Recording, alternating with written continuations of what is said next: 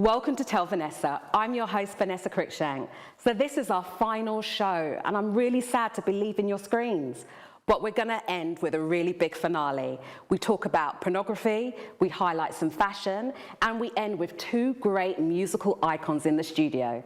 So for the next 30 minutes, sit back, relax, and enjoy Tell Vanessa.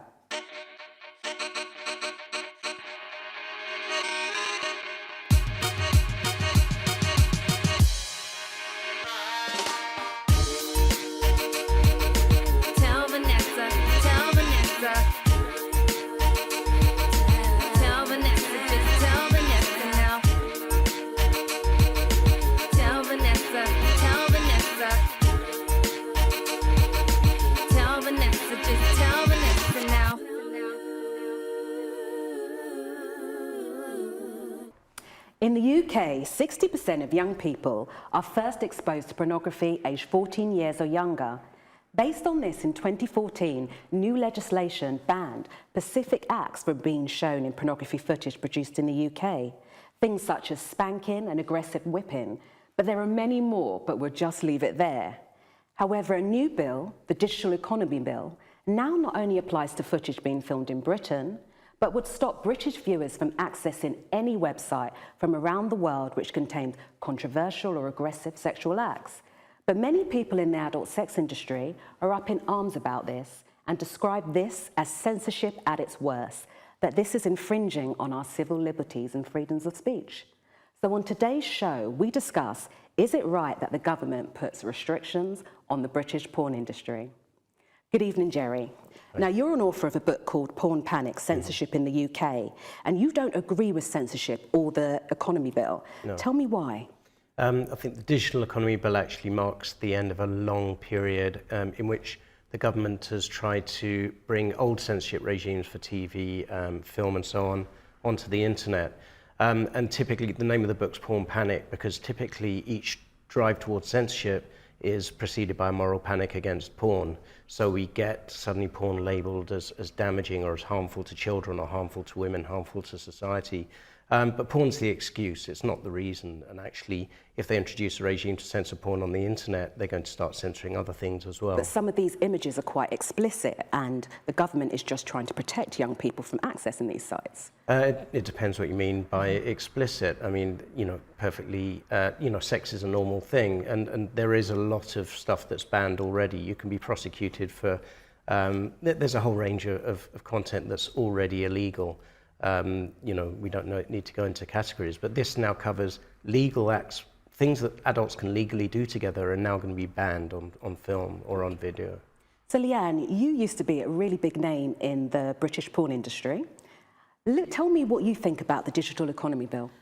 I think it's going to cause a lot of trouble because bringing in the act and stopping people from being able to access pornography, it's going to bring the crime level up because people are at home and they may be sexually frustrated. You've got individuals, you've got the younger generation who use it to learn about sex because they're not being educated correctly about sex. So taking that away, you're going to have a lot of inexperienced, unknowledged people who are going to go outside and learn about sex. But can't you understand why the government is deciding to put this restriction in place? They are looking at trying to protect young people from accessing some of this information. Parents need to get educated. They need Windows 10 to understand about spam filters and accessing stuff on computers. Or maybe don't give your child a computer and a phone under the age of school age. And I understand what you're saying about parents needing to be educated, but you've got to remember that sometimes some of these parents were brought up in an age where they weren't. Well, the best way to learn about pornography is chat to the people who are involved in pornography. Well, don't sweep them under the carpet and make them non-existent. No, I understand that. That leads me to you, Vikki, because you've got an opposing view from Lianne and Jerry. What's that? Oh, well, I don't think that's right at all. Sorry, Lianne, I don't agree with what you're saying at all. I don't think people from the porn industry generally should be advising young people on ways in which to have sex or sex education. I mean, what we're talking about, the woman at the focal point of the camera, 5 guys lined up, that's sex, is it? Puking, choking, that's sex, is it? I don't think that's educating people at all. I think that's giving people a warped sense of what sex is. It's nothing to do with sex. So it's actually, dominating and degrading women. So you used to work in the industry. Yeah. Why did you leave? I left because I realised the mistake that I'd made, actually. I was in the porn industry for a short amount of time, and I done it for the money. I was drinking as well. I didn't have the most sensible mother, I must admit, and I didn't have much guidance around me, and I just kind of fell from this to that, and I realised all of a sudden, what the bloody hell what have I done? I've made a mistake. You know, I'm never going to be able to fulfil my dreams, but then I thought, you know, just get on with it, do it. But a lot of people in the sex industry says that it's very heavily regulated and there's no drinking, there's no alcohol in the industry. Lianne, yes, it is. Come in. I've worked in the industry as a performer and as a manager. And I now work as a therapist for adult stars, transferring into mainstream television. It is very regulated. Everybody has to have an HIV test and STI test every 28 days. Everybody needs to prove they're over 18 with 2 forms of identification. The BBFC, you know, the footage has to be passed by the BBFC. I haven't seen any drink or drugs on set. The people I have worked with are so professional, and they're the ones that need to be listened to. But Vikki is also in the industry, and she's had a different... Yeah, the producers basically a lot of the time sleep with the actors and the workers for a bit of extra money. It's not professional in the best part at all, definitely from what I experienced. But that's women just fodder in the porn industry generally. Vikki, let's put it back to the children now. Yeah. And the fact that the government is actually putting some of these restrictions in place. You actually think that it's 100% right? Yeah, I do. Yeah? Absolutely. And what would you say to be protected Lianne, about much that? more? I've got 3 children myself, and I think they're living in a really volatile climate at the moment, what they can access. I just think it's really problematic. I think my middle son particularly is growing up warped because he's very popular, mixes with people, and basically the values that are disseminated now via the internet are values whereby, you know, women are kind of rocking the kind of the promiscuous, the over promiscuous identity. That's not normal. That's not liberty or anything like that. Okay, no, sorry. So let me just come in because you both have children as well. Absolutely. And does your children know that you used to work in the industry? Of course I do. I've been all over. I work on television. I work with you know, other TV shows, and I talk about pornography. My children were brought up, and I'm a very stern mother. You ask my children, they're not wild. They're not into drugs. They're not into drink. And my children were actually probably a little bit intimidated by me being so knowledgeable about sex and pornography that even I said to my son, "Where did you learn so much about pornography?" He said, "Well, I had to learn about sex online because the teachers don't educate me." You're really overqualified. But someone in the industry, wouldn't you be then passing some of that knowledge Parents, on to? kids don't necessarily want to talk to their parents about sex. No matter how qualified we are. And like I said, I'm qualified from the Family Planning Association on sex talk. So can you understand then, Jerry, some of the reasons why the government wants to put some of these restrictions in place? Well, I don't trust the government's reasons. I understand why people might be fearful, but I think people are wrongly fearful because, you know, in general, in the past, I can remember it's been said that if horror films are allowed, then everyone's going to be cutting each other up with chainsaws, and if computer gaming is allowed, I'm terrified then of horror movies. I'm not a great fan of horror films, but you know, back in the 80s, they censored videos specifically because people believed that horror films were going to turn people into murderers and rapists and so on. And this is why they use porn. This is why I call my book Porn Panic, because they create a moral panic around porn and they get the public on side. There's a myth that people watch things and then copy them and do them, and that's not how humans behave. But then you heard Vikki speak here, and she spoke about some of her experience in the industry and stuff that were also being displayed. What do you think about what Vikki said? I mean, Vikki clearly had a bad experience in the industry, and you know, she's not alone, but there are hundreds of thousands of women literally have worked in porn over the last few decades, and by and large, most of them are proud and are pleased. And I have, you know, many friends who have been in the industry and have enjoyed it and have left when they've had enough. I want to ask you my final question. Yeah. Yep. The digital economy bill. Are you for it or against it? I'm against it. I'm totally against it. We don't need censorship of the internet in this country. Vikki? Totally for it. We haven't always had porn, and we don't actually need the proliferation to the level that we've got now. Thank you all for coming today. You're welcome. Thank you. Now we have Dr. Gail Dines, Professor of Sociology and Women's Studies, who's written a lot of articles on pornography, and she'll be talking to us on Skype all the way from America. Hello, Dr. Gail Dines. Thank you so much for agreeing to do the Skype interview with me today.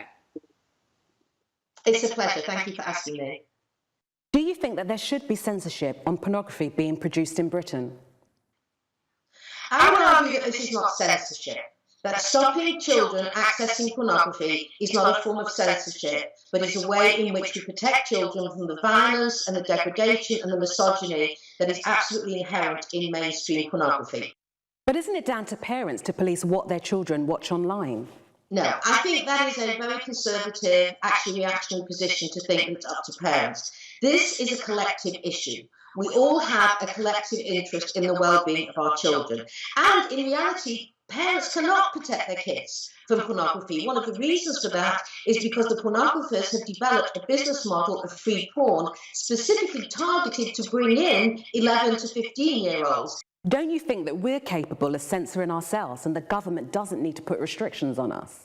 Well, actually, the role of government is to create a society that we all want to live in. So, no, first of all, I do think that the government has a role to play in making life easier, especially for oppressed people, and also they shouldn't dump it all on parents. So my final question is based on my first question. You definitely think that there should be censorship on the porn industry? It's not censorship. Censorship is about not allowing the production of it. What we're talking about is not allowing children to access it. That's not censorship. It's the same thing around any product. When we say that kids can't smoke cigarettes, we're not saying we're censoring cigarettes. Thank you so much, Dr. Gail Dines, for speaking to me this evening. It was a pleasure, anytime. Should the safety of young people trump the needs of the adult sex industry? Yes. I understand that censorship basically equates to an infringement of our civil liberties. But when it comes to our children's safety online, I guess for me, it's a price that I'm willing to pay. Tell Vanessa, just tell Vanessa now.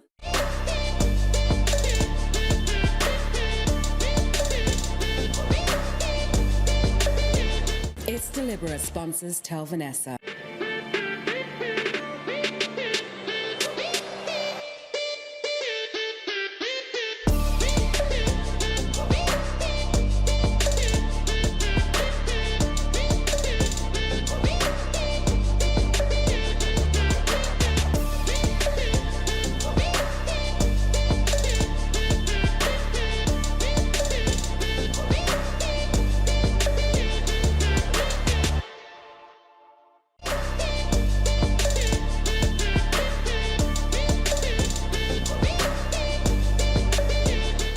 Deliberate sponsors Tell Vanessa. Tell Vanessa, just tell Vanessa now. Now we have a woman who's paving the way of fashion by designing clothes that allow women to be comfortable in their own skin.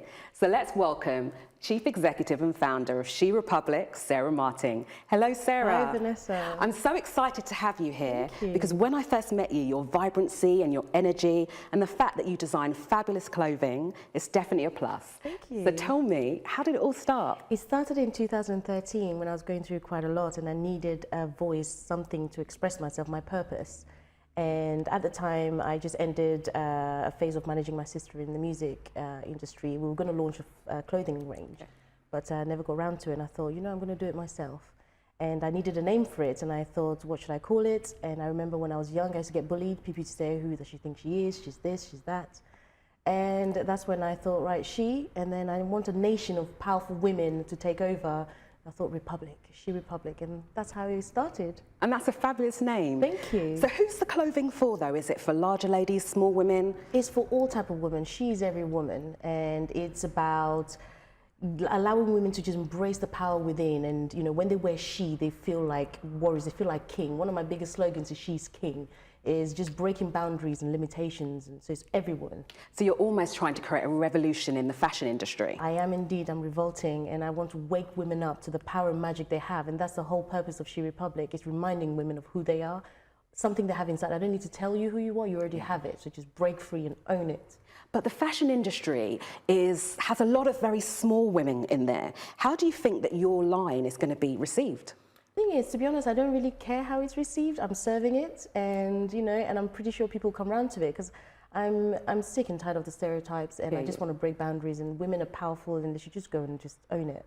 So the outfit that you're wearing today, did you design it? I did indeed. You look absolutely fabulous in it. Thank Do you design you. all your stuff? Yes, I do, and I love creating. That's my thing. That's the air that I breathe. So I can take anything simple and just make it into something. So yes, I create everything. So you've got some models here. Can we bring them in? Yes, of course, my she soldiers, as I call them. Okay, Yes. let's come in.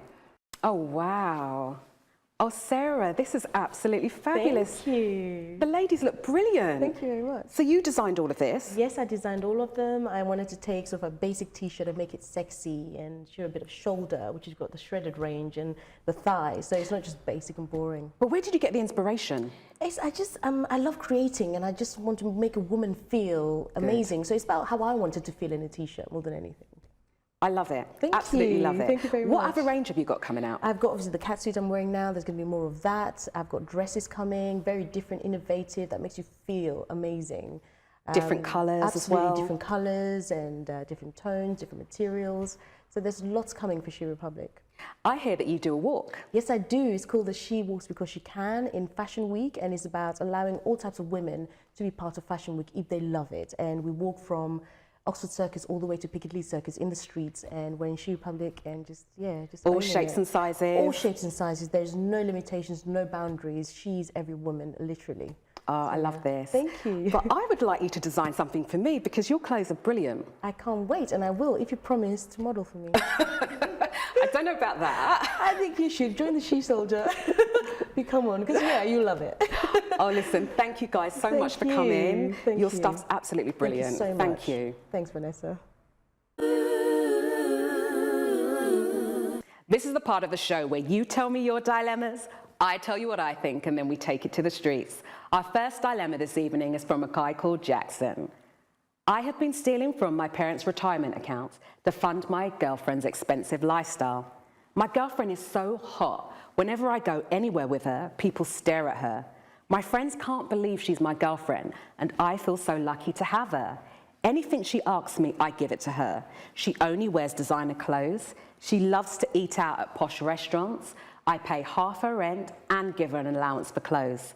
I'm an account executive. I earn very little, well, $26,000 to be precise. I drive a car I can't afford and live in a house I can't afford, all to impress her. At first, I stole small amounts to supplement my income.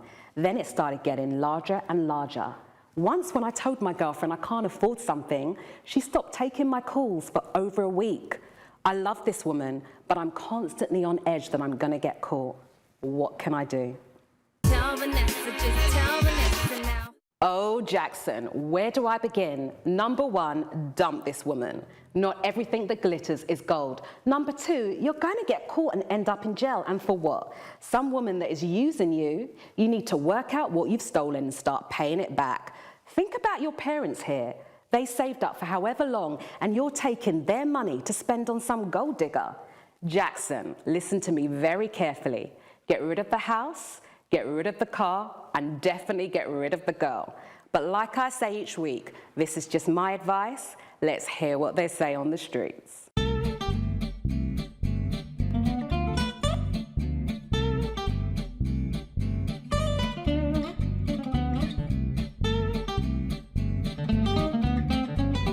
Stolen from your parents for greed and for the love of a woman who probably has no respect for you anyway. Stealing from your parents. Not only stealing, but stealing their retirement fund. Shame on you.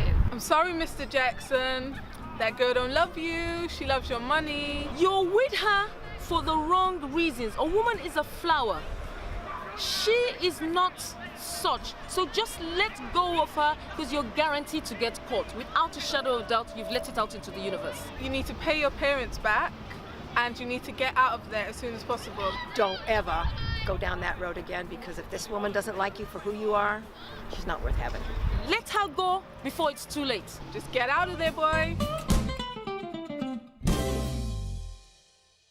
Well, Jackson, I hope you take our advice, because like I say each week, a problem shared is a problem halved. So if you've got a dilemma, email us here at dilemma@tellvanessa.com.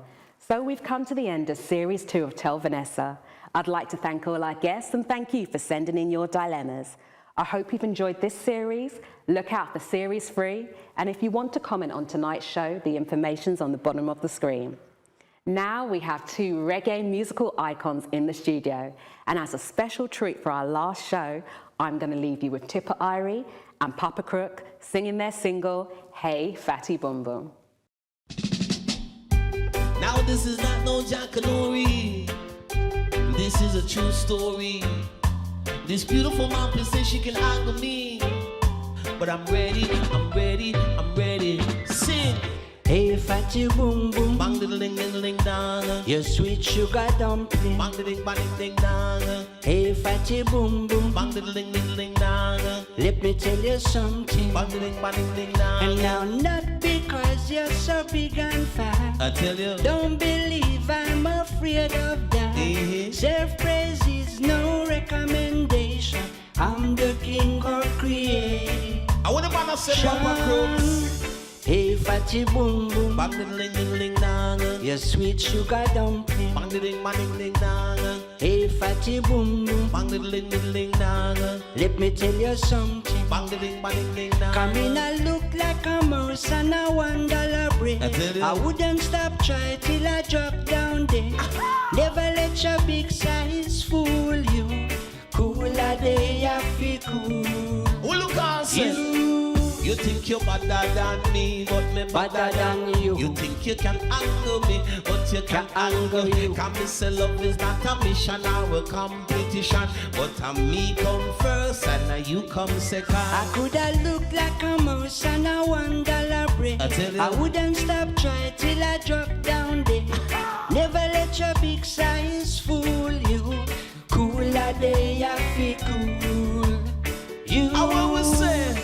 Hey, fatty boom boom, bang the ding ding ding dong. Your sweet sugar dumpling, bang the ding bang ding dong. Hey, fatty boom boom, bang the ding ding ding dong. Let me tell you something. Sing again. And now not because you're so big and fat, I tell you, don't believe I'm afraid of that. Self-praise is no recommendation. I'm the king for creation. What will look on say? You think you're better than me, but me better than you. You think you can angle me, but I can angle you. But love is not a mission or a competition, but me come first and you come second. Is that what you about the sound of the way come down to me? Wow! Your sweet sugar great is great and you could never underrate. Yeah, you know. Hey, fatty boom boom. I tell you. Let me tell you.